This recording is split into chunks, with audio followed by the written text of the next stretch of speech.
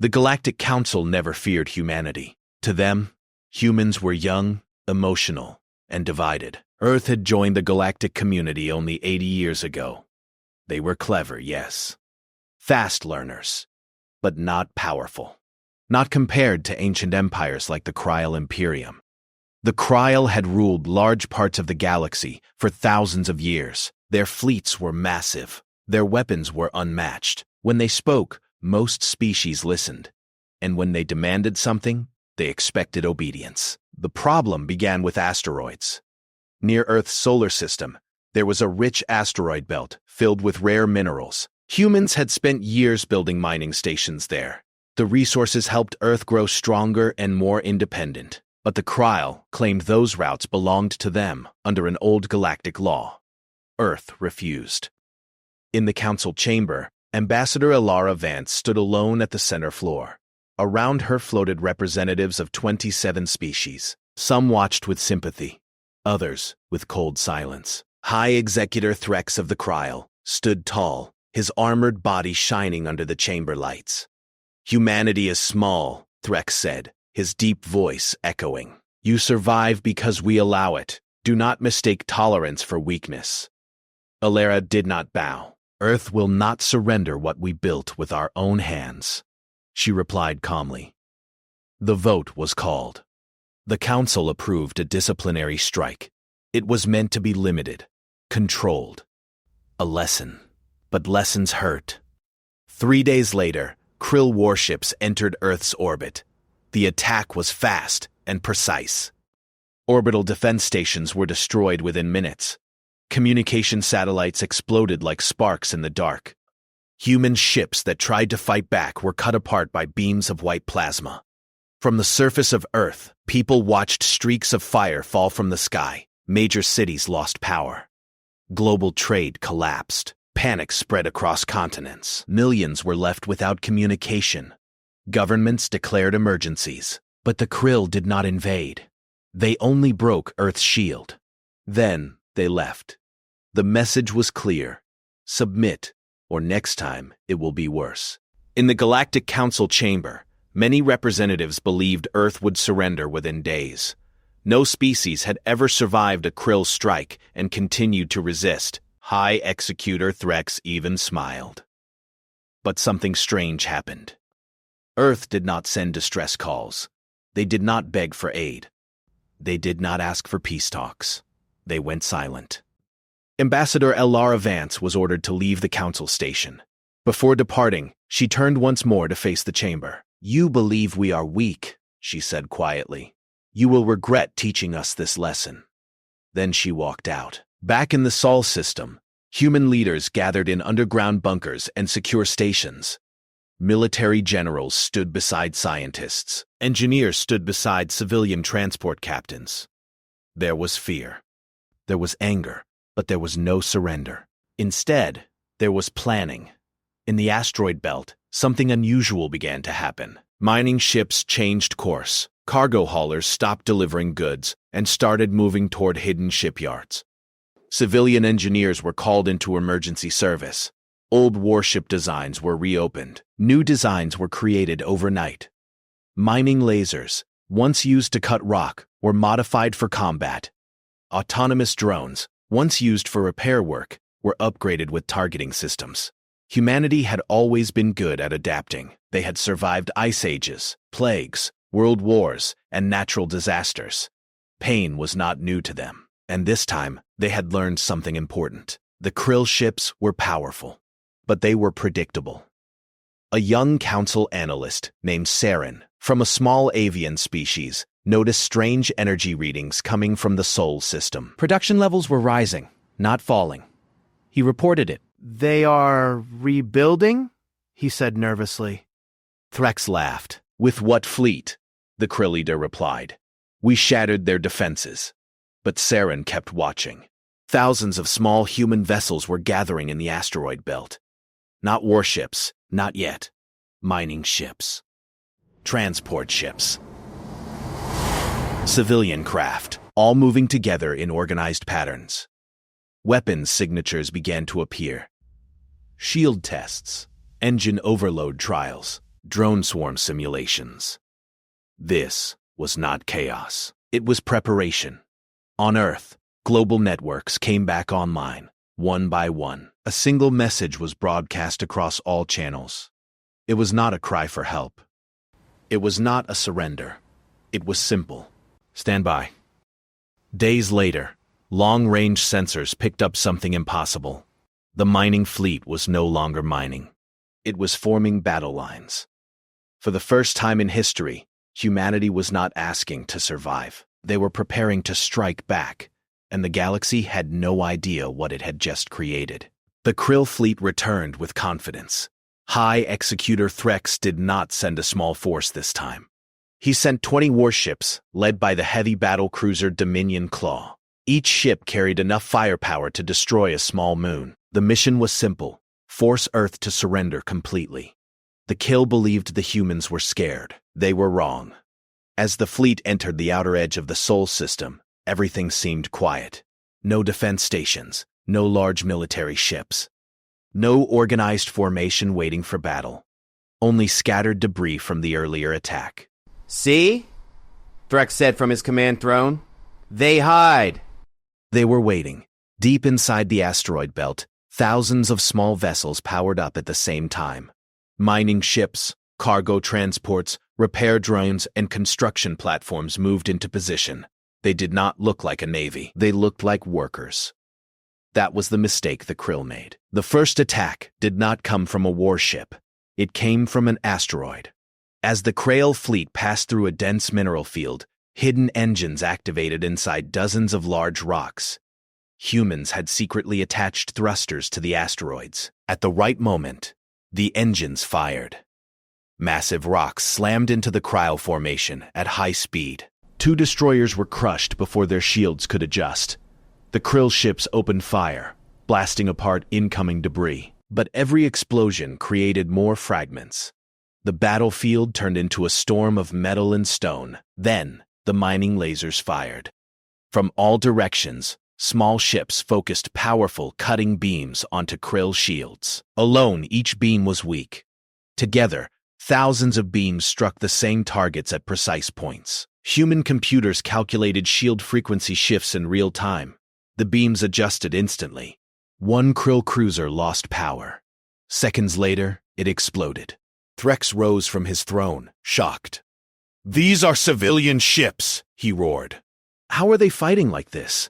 Because humans did not think like empires. They did not build one giant fleet with one command center. They built thousands of independent units. Each captain had local control. If one ship was destroyed, the others continued without waiting for orders. The Krail targeted what they believed was the human flagship. They destroyed it in a single blast. But nothing changed. There was no flagship. Human ships moved in swarms. Cargo haulers opened their bays and released hundreds of small drones.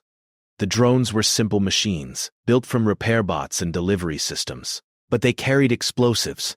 They attached themselves to Krill hulls. Then they detonated. 3 more warships fell. The Dominion Claw tried to retreat and regroup. But humans had prepared for that too. Before the battle began, they had disabled several old satellites and left them drifting in space. Now, hidden engines activated. The satellites accelerated toward the Krill flagship at extreme speed. Kinetic impact, no energy weapon. Just mass and velocity. The shields cracked. The human ships focused all lasers on the same weak point. The Dominion Claw broke apart in a flash of white light. Silence filled the battlefield. Half of the Krill fleet was gone. The rest attempted emergency jump to faster-than-light travel. But human hackers had already sent viruses through captured communication signals. Navigation systems failed. 2 ships jumped directly into unstable space and vanished forever. When the battle ended, only 6 Krill ships escaped. Back in the Galactic Council chamber, panic spread. Live battle data streamed across the holographic displays. Representatives watched in disbelief as the most powerful empire in the galaxy suffered a crushing defeat at the hands of mining vessels. A junior analyst, Saren, spoke with shaking wings. "They studied us," he whispered. "All these years, They studied our technology. Humans had spent decades quietly observing alien designs. They learned shield patterns, engine limits, command structures. They asked questions. They listened carefully. And when attacked, they used that knowledge. On Earth, celebrations did not erupt. There was no cheering. Leaders understood something important. This was only the beginning. Ambassador Alara Vance returned to the council chamber through emergency communication. Her face appeared above the central platform. "You attacked our home," she said calmly. "You expected fear. You found adaptation." High Executor Threx did not answer. For the first time, he looked uncertain. Then long-range sensors detected something new. Human fleets were not returning to defensive positions. They were accelerating outward, leaving the Sol system. Their direction was clear. They were heading toward Kryle's space. And this time, humanity was not waiting to be attacked. They were bringing the fight to the empire that thought them weak. The Krill Imperium had never felt fear. But now, fear was everywhere. High Executor Threx paced the command deck of the Eternal Dominion. The screens around him showed hundreds of blinding white streaks racing through hyperspace. These were not warships built by the Kryle. They were human vessels. Mining ships, transports, and cargo haulers had been converted into combat fleets. Thousands of them, and they were coming straight for the Kryle homeworld. Threx slammed his claw against the console. "Impossible. We destroyed their fleet." "They cannot challenge us in our own space." An officer, trembling, spoke. "Sir, they are not just attacking. They are organizing, targeting our shield generators and communication arrays. All of our defenses are being mapped and predicted." "Then destroy them!" Threx barked. But the humans did not fight like any species he had faced. In the void above the Kryle capital, fleets moved with terrifying coordination. Each ship acted independently, yet every movement fit into a larger plan. Human computers adjusted calculations instantly, predicting Kryle tactics before they even began. Cargo ships launched swarms of drones. Mining lasers fired bursts of concentrated energy, hitting shield nodes at their weakest points. The Krail tried to retaliate, but every assault was countered with a new tactic. And then the humans broadcasted a message. It reached every major system in Krill space. A simple, clear transmission in Galactic Standard. "You attacked our home. You killed our people. You called us weak. We are not weak. We fight to protect life, not to conquer. This is your chance to stop. Do not make it worse." Threx froze. He had expected anger, rage, bloodlust. But humanity had offered reason. In the middle of war, the Kryle fleet fired anyway. Human ships absorbed strikes, dispersed, and counterattacked with precision. The Eternal Dominion's shields faltered. Critical systems went offline. The humans used debris fields, converted satellites, and even old mining equipment as weapons. One by one, the Krill satellites meant to defend the planet were destroyed before they could fire. Council members watched in horror. Species who had once mocked humanity whispered in fear. The humans had transformed from prey to predator, but not for conquest. The battle continued for hours. Humans avoided civilian zones. Their attacks were focused on weapons, military ships, and command centers. The Krill realized they were facing a species that had learned the greatest lesson in survival. Control what is necessary, but spare what is not. High Executor Threx's anger turned to desperation. He called for a fleet-wide jump to faster-than-light travel, hoping to regroup. But the humans had already hacked their navigation and communications. 2 ships jumped incorrectly and were ripped apart by gravitational anomalies. The rest barely escaped, crippled and confused. The humans then positioned their ships into a tight blockade around the Krill homeworld. No aggression beyond strategic control. No mass destruction. Just containment. Back in the council chamber, fear turned into panic. Ambassadors argued. They could destroy the Kryle entirely. One shouted. Or any other species. Another whispered. No one can stop them. Ilara Vance's image appeared again on every screen. Her voice was calm, almost gentle. You mistook patience for weakness, she said. You destroyed our homes. You expected us to bow. Instead, we adapted. And now we offer choice. The humans had not attacked to conquer. They had attacked to demonstrate strength, to show the galaxy that if Earth could be harmed, the perpetrators would pay a price, but that humans would not cross the line into genocide.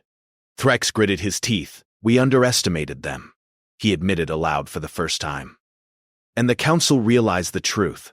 Humanity was no longer just a member of the galactic community. They were a force capable of rewriting galactic rules.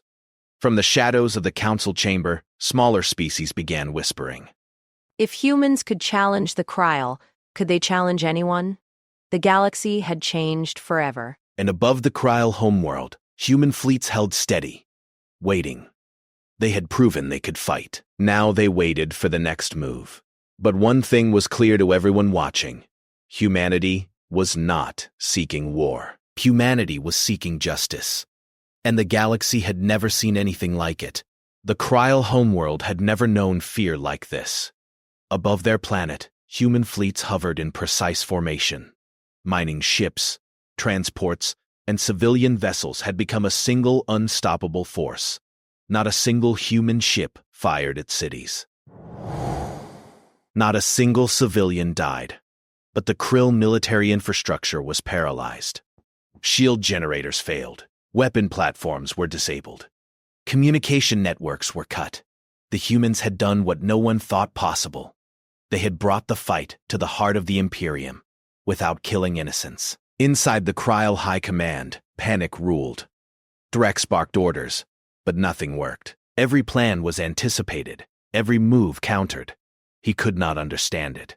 They are everywhere, he growled. Above the Council chambers, reports streamed in from every part of the galaxy. Smaller species who had long suffered under Kryl tyranny were watching the humans' actions with awe. Some whispered secretly, if humans can challenge the Kryl, maybe the galaxy can finally be fair. Ilara Vance appeared on every Council screen again, her face calm and commanding. High Executor Threx, she said. You attacked our home. You expected fear. You found adaptation. Humanity does not seek conquest. We do not destroy without cause, but we will defend what is ours, and we will ensure justice is served. For the first time, the Council members saw a species not motivated by greed, not by empire, but by principle. The Kryl sent a desperate plea to the Council. Intervene. The humans are unstoppable. The Council panicked. Most species had never witnessed a human fleet in action. And even fewer had seen a species that could fight so intelligently, so efficiently, yet show restraint. On Earth, global leaders had gathered to discuss the next step. They did not want war. They wanted reform. Ambassador Vance spoke with quiet determination. We do not attack for revenge. We attack to protect the future. The galaxy must learn that no species should be treated as weak. Our goal is not destruction. Our goal is balance. The humans issued their terms to the Kryl, dissolve the Kryl military doctrine that allowed preemptive strikes on weaker species, reform the Galactic Council so all species have equal voting rights, reparations to Earth for damages caused by the orbital attack, a strict ban on civilian targeting during conflicts. Clear. Fair. The Kryl had no choice. Their fleet was trapped. Their cities were exposed. Their empire was teetering. They surrendered under pressure. The Council, shocked and fearful, realized that humans had rewritten the rules. For the first time in history, a young species had forced the galaxy's oldest empire to change without firing a single civilian-targeted weapon. Smaller species celebrated quietly. Many openly joined Earth's cause. Alliances shifted overnight. Power balances changed. Humanity's rise was not through conquest, but through intelligence, strategy, and moral strength. High Executor Threx was humiliated, but he learned a lesson he would never forget. Do not underestimate humanity. Their patience was not weakness. Their mercy was not foolishness. Their restraint was strength. Years later, the Galactic Council was permanently changed. Voting systems were restructured. The Krill were still powerful, but they had limits now. Humanity held a respected place in the council, and above the chambers, a new inscription was added. Never mistake patience for weakness. Cities, satellites, and industries recovered. The human race had survived the greatest attack in its history, and emerged stronger, wiser, and more united. In the stars, fleets moved in coordinated patterns, not for war, but for vigilance. Humanity knew the galaxy was dangerous, but it had proven something essential. When attacked, humans would not just survive. They would adapt, fight, and protect their home. And the galaxy would never forget the day Earth attacked back. It was the day everything changed. Peace, tempered with strength, had finally found a new champion. The humans had won not through fear, but through courage, intelligence, and honor. And the galaxy would never again see them as weak.